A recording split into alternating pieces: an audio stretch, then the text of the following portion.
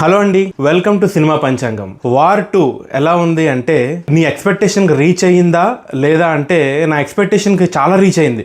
ఎందుకంటే నా ఎక్స్పెక్టేషన్ అనేది ఆల్రెడీ కింద పడిపోయి ఉందన్నమాట.